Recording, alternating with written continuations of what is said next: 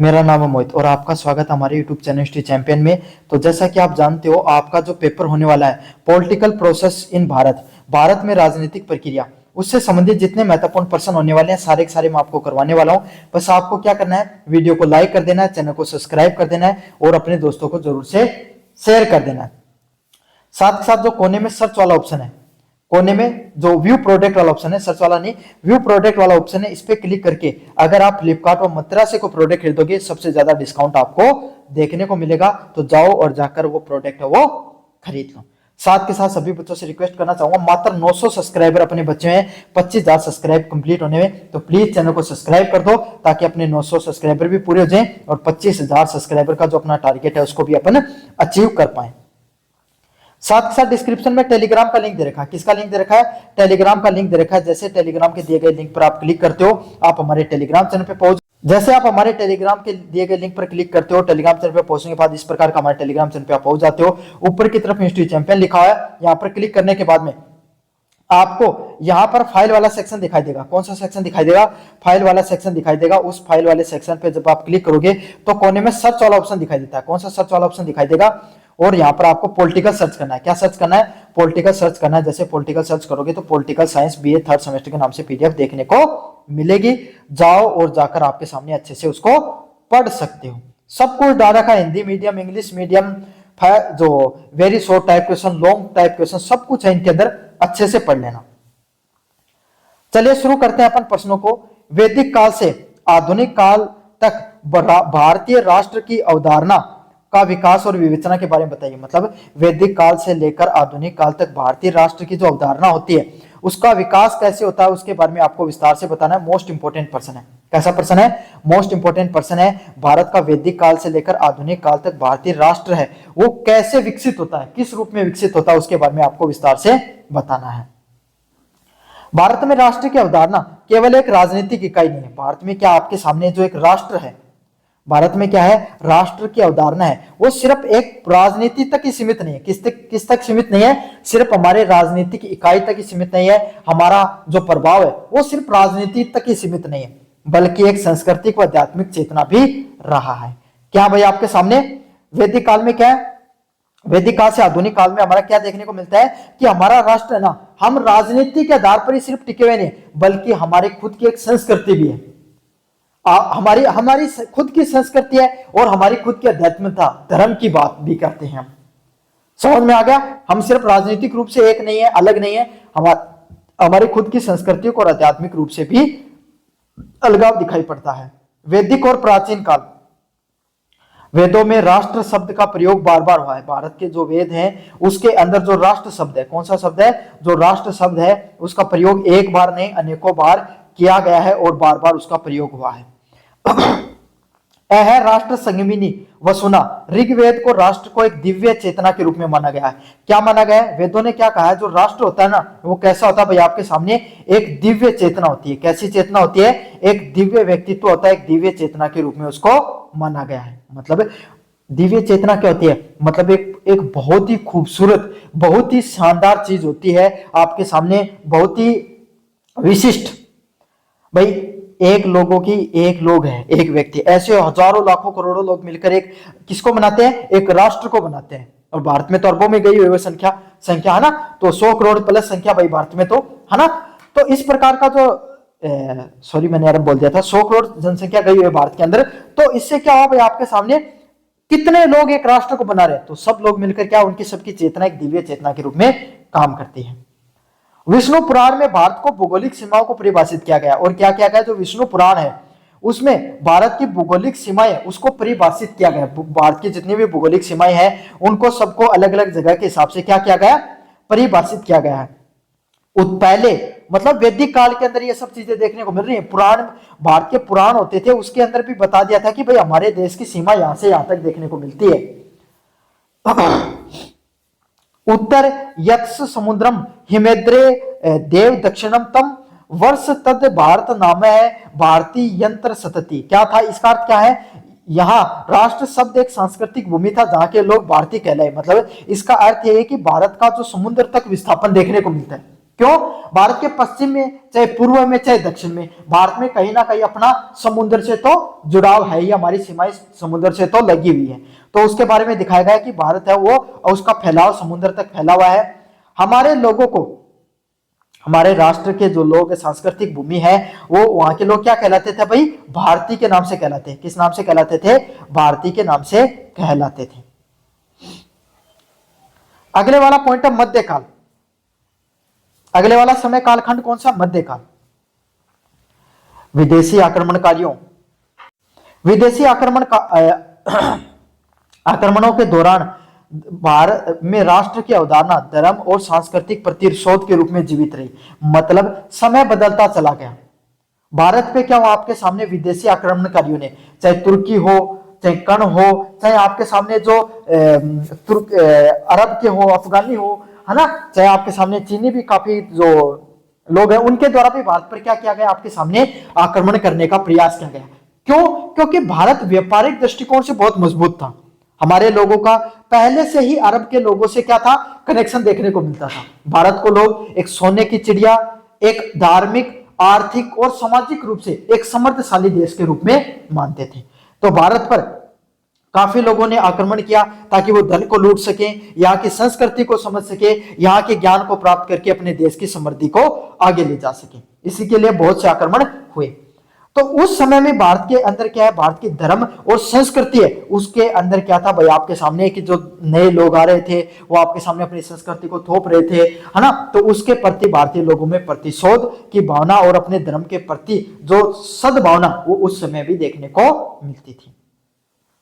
उसके बाद में भारत के अंदर एक आंदोलन आता है, भक्ति आंदोलन। आप सबने उसका नाम सुना होगा, भक्ति आंदोलन, काफी बार पढ़ा भी होगा। भक्ति आंदोलन में क्या होता है? भक्ति आंदोलन के जो अलग अलग प्रकार के संत हैं, तुलसीदास, कबीरदास, शंकर देव ने क्या किया था? भारत को एक सूत्र में पिरोने का काम किया गया था। क्या किया था? भक्ति आंदोलन के दौरान तुलसीदास हो गए, कबीरदास हो गए, शंकर देव जैसे आपके सामने जितने भी जो लोग हैं, उन्होंने क्या किया था? सभी लोगों को एक सूत्र के अंदर पिरोने का काम किया गया था। क्या किया था? सभी लोगों को एक जगह, एक भावना में उन्होंने पिरोया था। मतलब हमारा देश के जाति के आधार पे, धर्म के आधार पे और अन्य विविधताओं के आधार पे हमारा देश बढ़ चुका था। तो भक्ति आंदोलन के जो संत थे, चाहे तुलसीदास, कबीरदास, चाहे शंकर देव, इन्होंने क्या कहा कि इन सभी लोगों ने मिलकर भारत के समाज के अंदर जो कुरीतियां थी, उनको कुरीतियों को दूर किया, जो कमियां थी उनको कमियों को दूर करने के लिए प्रयास किया उनके द्वारा। और आपके सामने ये सब प्रयास किए गए ताकि भारत वो और समृद्धशाली बन सके और राष्ट्रवाद की भावना को क्या और मजबूत किया गया। छत्रपति शिवाजी महाराज ने हिंदवी स्वराज्य की स्थापना की। इसी राष्ट्र भाव के से राजनीतिक अभिव्यक्ति भी देखने को मिली। छत्रपति शिवाजी महाराज के द्वारा क्या किया गया? हिंदवी स्वराज्य, मतलब ऐसा साम्राज्य जहां पर हिंदू लोगों का क्या देखने को मिले? प्रभुत्व देखने को मिले, इस प्रकार का साम्राज्य की बात की गई। अच्छा, शिवाजी हिंदू साम्राज्य की बात करते थे, लेकिन अन्य धर्म के लोगों को भी मानते थे। आधुनिक काल, उपनिवेशिक काल के दौरान राष्ट्र की आधुनिक परिभाषा उभरी। मतलब क्या हुआ? आपके सामने जब अंग्रेजों ने भारत पे राज करना शुरू किया, तो इससे क्या, भारत एक राष्ट्र के रूप में क्या आधुनिक होना शुरू हो गया। क्यों? क्योंकि भारत के अंदर क्या हुआ? विदेशी तकनीक, विदेशी विज्ञान की भावना है, वो धीरे धीरे हमारे देश के अंदर फैलनी शुरू हो गई। स्वामी विवेकानंद ने इसे क्या कहा? अध्यात्म राष्ट्रवाद कहा। क्या कहा? आध्यात्मिक रूप से राष्ट्रवाद के रूप में जाना कि समय की मांग के अनुसार हमें बदलना है, लेकिन हमें हमारी संस्कृति, हमारी विचारधारा, हमारे धर्म को पीछे नहीं छोड़ना है। उसका अपना महत्व है, नई तकनीक, विज्ञान का भी महत्व है, लेकिन हमारी जो संस्कृति है उसको आपको कभी भी नहीं भूलना है। तो अरविंदो ने राष्ट्र को साक्षात मां माना, और जो अरविंदो थे उन्होंने क्या माना कि जो राष्ट्र होता है वो क्या होता है? एक साक्षात मां के समान होता है। स्वतंत्रता आंदोलन, यह अवधारणा भौगोलिक और संवैधानिक ढांचे में बदल गई। वक्त बदलता चला गया और स्वतंत्रता आंदोलन के बाद में क्या हुआ? जो लोगों की पहचान है वो भौगोलिक और संवैधानिक ढांचे में बदल दी गई। क्या हुआ? जो लोगों ने क्या किया? जो अपनी अपनी पहचान है उसको भौगोलिक रूप से, किस रूप से? भौगोलिक रूप से और संवैधानिक ढांचे के रूप में चीजों को बदला, जिसका आधार क्या था? संप्रभुता और साझा लोकतंत्र था। समझ में आ गया? कैसा लगा ये प्रश्न? अच्छे से बताना। अगले वाले प्रश्न की तरफ अगर अपन बढ़े, महात्मा गांधी और जवाहरलाल नेहरू की राष्ट्र अवधारणाओं का तुलनात्मक अध्ययन कीजिए। क्या करना है? महात्मा गांधी और जवाहरलाल नेहरू की राष्ट्र के प्रति क्या अवधारणा थी, उसके में तुलनात्मक अध्ययन करना है। क्या करना है? तुलनात्मक अध्ययन करना है। अच्छा प्रश्न है, विस्तार से पढ़ लेना भाई। गांधी और नेहरू दोनों ही भारत की विविधता और एकता के प्रबल समर्थक थे। क्या? चाहे बात करें अपन महात्मा गांधी की चाहे नेहरू की, दोनों कहते हैं भारत की जो विविधता देखने को मिलती है उसकी एकता में, मतलब हमारे भारत में चाहे धर्म अलग अलग हो सकते हैं, जातियां अलग अलग हो सकती हैं, लोगों की बोलियां भाषा अलग हो सकती है, खान पान अलग हो सकता है, रहन सहन अलग हो सकता है। भारत में सभी लोग मानते हैं कि विविधता है, लेकिन उस विविधता में हमें क्या करनी है? एकता को खोजना होता है। वो विविधता में एकता के क्या थे? प्रबल समर्थक थे। परंतु उनके दृष्टिकोण में मौलिक अंतर थे, लेकिन दोनों के विचारधारा में थोड़े थोड़े अंतर देखने को मिलते हैं। महात्मा गांधी की राष्ट्रीय अवधारणा क्या थी? पहला पॉइंट था ग्राम स्वराज्य। किसकी बात करते थे? ग्राम स्वराज्य की बात करते थे। महात्मा गांधी राष्ट्र की आत्मा गांव में बसती थी। महात्मा गांधी क्या मानते थे? महात्मा गांधी के अनुसार जितने भी जो लोग गांव हैं, उन जो राष्ट्र जो जितने भी गांव हैं, मतलब महात्मा गांधी के अनुसार जो राष्ट्र है, भारत जो राष्ट्र है, उसके अधिकतर लोग कहां पर रहते हैं? गांव में रहते हैं। वे विकेंद्रित सत्ता के पक्षधार थे। क्या कहते थे? कि वो उस समय पंचायती राज की बात करते थे। वो उस समय कहा करते थे कि हर गांव में पंचायत होनी चाहिए, लोग जमीनी स्तर से राजनीति में आने चाहिए, गांव के लोगों को वहीं पर शिक्षा, वहीं पर उनको समुदाय में आपके सामने रोजगार करने के मौके, कौशल और शिक्षा के मौके मिलने चाहिए। तो महात्मा गांधी क्या है? राष्ट्र गांवों को बहुत अधिक महत्व दिया करते थे और राजनीति में सत्ता के विकेंद्रीकरण की बात करते थे। नैतिक राष्ट्रवाद, उनका राष्ट्रवाद सत्ता, अहिंसा व राम राज्य की बात करता था। मतलब उनके द्वारा उन्होंने समाज को किस रूप में देखा? उन्होंने समाज को, हम लोगों को सत्य बोलना चाहिए, हिंसा नहीं करनी चाहिए, एक राम राज्य। राम राज्य कैसा राज्य होता है? एक ऐसा राज्य जहां पर सभी लोग क्या भाई मिलजुल कर चले, इस प्रकार के राज्य की बात किया करते थे। स्वदेशी, वे राष्ट्र को आर्थिक रूप से आत्मनिर्भर और सांस्कृतिक रूप से जड़ों से जुड़ा हुआ देखना चाहते थे। क्या चाहते थे महात्मा गांधी? कि जो भारत देश है वो क्या होना चाहिए? आर्थिक रूप से मजबूत होना चाहिए। क्या होना चाहिए? आर्थिक रूप से मजबूत होना चाहिए। हमारे सभी लोग क्या? निर्भर होने चाहिए, आत्मनिर्भर, मतलब दूसरों पर निर्भर नहीं हो, दूसरे देशों पर, हम अपने खुद पर निर्भर हो, और हमारी सांस्कृतिक रूप से जड़ें हैं वो भी क्या होनी चाहिए? मजबूत होनी जरूरी है। मतलब स्वदेशी की बात करते थे। किसकी बात करते थे? स्वदेशी विचारधारा की भी बात क्या करते थे। जवाहरलाल नेहरू की राष्ट्र के प्रति क्या अवधारणा थी? महात्मा गांधी की तो सीधी सीधी बात है, गांवों को मानते थे, सत्ता को विकेंद्रीकरण, मतलब गांव के निचले स्तर में भी लोगों में क्या हो, सत्ता पहुंचनी चाहिए, इस चीज की बात करते थे। नैतिक पक्षधार, मतलब भाई नैतिकता की बात, राम राज्य की बात किया करता, सत्य बोलना चाहिए, है ना, अहिंसा नहीं करनी चाहिए, है ना, राष्ट्रवाद नहीं करना चाहिए, इन सब चीजें की बात करता। स्वदेशी क्या है? राष्ट्र आर्थिक रूप से कमजोर था, तो उन सब चीजों को आपके सामने कि भाई हमारा देश है, हमारे उद्योग, हमारे खुद के उद्योग चलने चाहिए, हमारे लोग हमारी ही चीजें पहने, इन सब चीजों की बात किया करते थे। भारतीय लोगों में कौशल बढ़ाने की भी बात करते थे। जवाहरलाल नेहरू की क्या विचारधारा थी? वो थोड़ी आधुनिक और वैज्ञानिक सोच को ज्यादा मानते थे। किस चीज को मानते थे? आधुनिक विचारधारा को और वैज्ञानिक विचारधारा को मानने का काम करते थे। नेहरू राष्ट्र को औद्योगिक प्रगति को मानते थे। नेहरू किसको मानते थे? राष्ट्र की औद्योगिक प्रगति, मतलब भारत जब आजाद हुआ तो भारत अधिकतर किस चीज पर निर्भर था? कृषि पर। और जवाहरलाल नेहरू थोड़े इस बात को समझदार व्यक्ति थे कि उनको पता था कि कृषि के आधार पर किसी भी राष्ट्र का आप उतना विकास नहीं कर सकते जितना एक अविकासशील देशों को चाहिए, विकसित देशों को चाहिए। तो उन्होंने धीरे धीरे क्या हुआ, समय की मांग के अनुसार औद्योगिक प्रगति पर जोर दिया। जैसे उन्होंने द्वितीय पंचवर्षीय योजना को लॉन्च किया, तभी से उन्होंने क्या किया भाई, आपके सामने औद्योगिक क्रांति का एक मापदंड लोगों के सामने रख दिया। वो वैज्ञानिक सोच और आधुनिक संस्थानों के रूप में देखते थे। वो किस चीज को मानते थे? वैज्ञानिक सोच को मानते थे। किस चीज को मानते थे भाई? वैज्ञानिक सोच को बहुत अधिक मानते थे कि सभी लोगों को क्या भाई आपके सामने मिलजुल कर रहना चाहिए, नई तकनीक का ज्ञान होना चाहिए, सभी लोग आपके सामने नई पढ़ाई लिखाई, जो वैज्ञानिक के रूप से पढ़ाई लिखाई, उसको लोग समझे, और आधुनिक संस्थानों के रूप में सभी चीजों को देखते थे। विविधता में एकता, उनका मानना था भारत की संस्कृति एक फिल्म सेट की तरह जहां कई परतें एक साथ रहती हैं। वो क्या मानते हैं कि भारत में बहुत सी परतें एक साथ जुड़ी हुई हैं। क्या है, वो मानते थे भारत में बहुत सारी परतें हैं, सांस्कृतिक रूप से बहुत सारी परतें हैं, वो एक साथ जुड़ी हुई होती हैं। तो हमें क्या है, सांस्कृतिक रूप से एक होना जरूरी है। धर्मनिरपेक्षता, नेहरू के लिए एक राष्ट्र एक धर्मनिरपेक्ष और समाजवाद का ढांचा था। क्या था, नेहरू क्या मानते थे, भारत में राष्ट्र धर्मनिरपेक्ष मतलब सभी लोगों को बराबरी का हिस्सा मिले, धर्मनिरपेक्ष राज्य होना चाहिए, और समाजवाद है, समाज के हर वर्गों को बराबरी का हिस्सा मिलना चाहिए। इस सब चीजें देखने को मिलती थी, जहां पर राज्य का कोई भी धर्म ना, मतलब जहां पर जो राज्य है उसका कोई भी धर्म नहीं होना चाहिए, सभी लोगों को बराबरी का हिस्सा मिले, सभी धर्म के लोग हैं, चाहे हिंदू हो, चाहे मुस्लिम हो, चाहे इस्लाम हो, पारसी हो, सिख हो, बौद्ध हो, कोई किसी भी धर्म के लोग हो, सभी लोग क्या होने चाहिए आपके सामने, सभी लोगों का कोई एक धर्म नहीं होना चाहिए, सभी को बराबरी का हिस्सा मिलना चाहिए।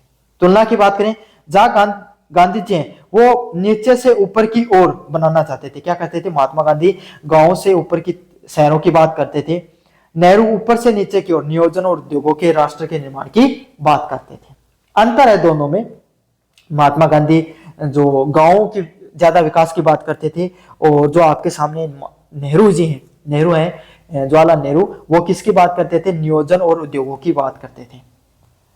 गांधी की राष्ट्रवाद धार्मिक नैतिकता से प्रेरित थी। महात्मा गांधी है, उसकी धार्मिक नैतिकता है, वो किस चीज से प्रेरित थी भाई, आपके सामने धार्मिक नैतिकता से प्रेरित थी, और नेहरू को संवैधानिक धर्मनिरपेक्षता की बात करता था। चलिए अगले वाले प्रश्न की तरफ बढ़े। विनायक दामोदर सावरकर, माधव सदाशिव गोलकर तथा दत्तोपंत ठेंगड़ी की राष्ट्रीय उदाहरणों के बारे में विस्तार से समझाइए। क्या थी इनकी पहचान, क्या थी इनकी विचारधारा, उसके बारे में अपन विस्तार से पढ़ेंगे। यह तीनों विचारक राष्ट्र की संस्कृति और एकात्मक पहचान के समर्थक रहे हैं। मतलब चाहे विनायक दामोदर सावरकर की बात करें, चाहे माधव सदाशिव गोलकर की बात करें, और चाहे दत्तोपंत ठेंगड़ी की बात करें, तीनों की तीनों किसकी बात करते हैं, भारतीय हमारी जो खुद की राष्ट्रीय पहचान है, राष्ट्रीयता की पहचान है और एकात्मकता की पहचान है, उसकी बात किया करते थे। पहले वीडी सावरकर के अनुसार राष्ट्र केवल भूगोल नहीं है। सावरकर किस चीज को मानते थे कि पूरा का पूरा देश है वो क्या आपके सामने एक भूगोल ही नहीं है, सिर्फ भूगोलिक क्षेत्र का ही हिस्सा नहीं है, बल्कि एक जिनका साझा इतिहास और संस्कृति देखने को मिलती है। क्या देखने को मिलती है, हमारा भारत एक ऐसा देश है जहां खुद का क्या अपना एक इतिहास है और अपनी खुद की एक संस्कृति देखने को मिलती है। जिसको उन्होंने हिंदुत्व को परिभाषित करते हुए कहा था कि वे व्यक्ति हिंदू हैं जो सिंधु नदी से समुद्र तक की भूमि को अपनी पितृभूमि और पुण्य भूमि के रूप में मानते हैं। मतलब वो क्या कहते थे, हिंदू किन को मानते थे भाई, वो उन लोगों को मानते थे जो सिंधु नदी, भारत के जितना भी भौगोलिक क्षेत्र है ना, उसमें रहने वाले सभी लोगों को क्या मानते थे भाई, आपके सामने हिंदुत्व कहकर परिभाषित करते थे। क्या कहते थे भाई, आपके सामने हिंदुत्व कहकर परिभाषित करते थे। समझ में आ गया, हर व्यक्ति जो भारत के अंदर रहता है वो उनको हिंदुत्व कहता था, और जो अपनी मातृभूमि से प्रेम करता है, अपनी मातृभूमि को पुण्य भूमि मानता है, उसके रूप में आपके सामने देखने को मिलता था। उनके राष्ट्रवाद की पहचान हिंदू पहचान थी, वो खुद को हिंदुत्व के रूप में स्थापित करने का उन्होंने प्रयास किया। एम.एस. गोलकर श्री गुरुजी क्या थे, गुरुजी ने राष्ट्रवाद को एक जीवित शरीर माना। जो आपके सामने जो अपने गोलकर साहब है, उन्होंने क्या कहा कि जो पूरा का पूरा राष्ट्र है वो क्या एक जीवित शरीर की जैसे है। कैसे है, एक पूरा का पूरा हमारा शरीर होता है ना, उसके तरीके से है।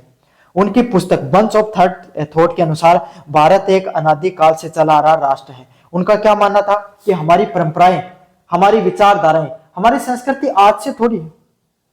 किस समय भारत में सिंधु घाटी सभ्यता थी, तभी से उसके बाद में वैदिक सभ्यता चली आई, और हमारा भारत देश है वो बहुत पुराने समय से अपनी संस्कृति, अपनी विचारधारा, लोगों की भावनाओं को समेटे हुए है। ये क्षेत्रीय राष्ट्रवाद की बजाय सांस्कृतिक राष्ट्रवाद की बात करते हैं। क्षेत्रीय राष्ट्रवाद क्या भाई, कोई भूगोल के अंदर रहने वाले लोगों के अंदर एकता की भावना होती है, वो क्षेत्रीय राष्ट्रवाद होता है। सांस्कृतिक राष्ट्रवाद क्या होता है भाई, आपके सामने कोई देश है, वहां में जो एक संस्कृति विशेष के लोग हैं वो एकजुट होकर रहे, उसको सांस्कृतिक राष्ट्रवाद के नाम से जाना जाता है। जैसे भाई अपन हिंदू हैं, धर्म या जाति के आधार पर लोगों की संस्कृति एक, जैसे राजस्थान है, राजस्थान के लोगों की एक अपनी संस्कृति है, तो अपनी क्या यह सांस्कृतिक क्षेत्रीयवाद हो सकता है, राष्ट्रवाद हो सकता है। उसी तरीके से क्षेत्रीय राष्ट्रवाद यह है कि पूरा पूरा भारत है, भूगोल के आधार पर अपन ने बांट लिया उस हिसाब से। उनके अनुसार राष्ट्र की शक्ति सांस्कृतिक एकता और अनुशासन में निहित है। उनका क्या मानना था, जो पूरे भारत देश की जो शक्तियां हैं वो उनकी संस्कृति और एकता अनुशासन में निहित होती हैं। दत्तोपंत ठेंगड़ी के अनुसार, ठेंगड़ी जी ने राष्ट्र को स्वदेशी व श्रमिक दृष्टिकोण से देखा। ठेंगड़ी जी ने क्या माना, भारत का एक राष्ट्र वो कैसा है, स्वदेशी है, मतलब हमारे द्वारा लोगों की जो विचारधारा है सभी लोगों को एकजुट होकर मिलजुल कर रहना चाहिए, और श्रमिक वर्ग उनके हितों की भी उन्होंने बात की। उन्होंने पश्चिम के पूंजीवाद और समाजवाद दोनों को नकारा। उन्होंने क्या कहा, पश्चिमी लोग हैं उनका जो पूंजीवाद है, मतलब भाई जो बिजनेस को ज्यादा बढ़ावा देते हैं, समाजवाद मतलब सभी लोगों को बराबरी का हिस्सा मिले, समाज में हर वर्ग बराबर हो, दोनों को उन्होंने नकारा था। उन्होंने एकात्मक मानववाद की बात की। किसकी बात की, एकात्मक मानववाद की बात की, जिसमें पंडित दीनदयाल उपाध्याय द्वारा प्रतिपादित राष्ट्र की कल्पना की। उन्होंने क्या कहा, जो पंडित दीनदयाल उपाध्याय द्वारा प्रतिपादित जो राष्ट्र होता है उसके बारे में माना। उनके लिए राष्ट्र एक अंतिम व्यक्ति का विकास है। उनका क्या मानना था, राष्ट्र का विकास वही होता है जो समाज का गरीब तबका, दबा कुचला तबका भी आपके सामने बढ़कर सामने आए, वही एक वास्तविकता में क्या होता है, एक समाज का विकास होता है। तो बच्चों ये थे आपके सामने पॉलिटिकल प्रोसेस इन भारत का पेपर। कैसा लगा वीडियो जोर से बताना, चैनल को जोर से सब्सक्राइब कर देना। धन्यवाद।